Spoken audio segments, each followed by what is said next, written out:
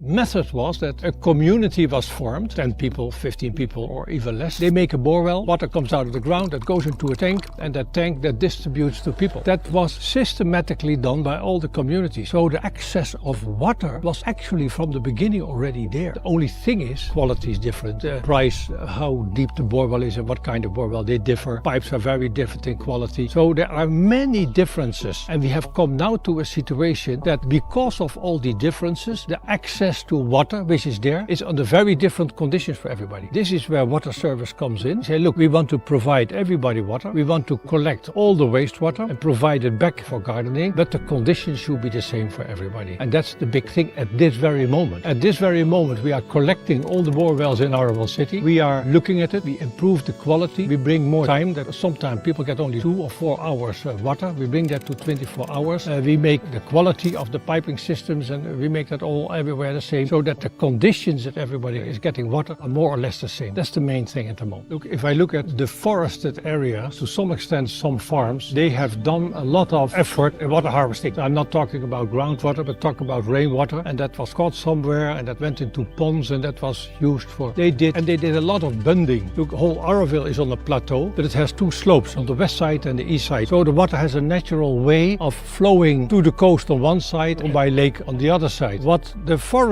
group, and not only the forest group, did was bunding there where they saw the water flows. So the water stayed on the plateau and started percolating. That is in essence a very good action. That's a very good action. So the conservation of rainwater was actually from the very beginning, when the bunding started and when the catchment started, there was hardly any runoff. If you would have come here in the beginning of the 60s, all the water would have run off. If you look now, all the water stays on the plateau. So that part is actually well taken care of, and we should proceed in this. And what we do is we communicate, we bring all the quality of the pipes and whatever under a standard, and we have a tariff on the water that it is not for free anymore.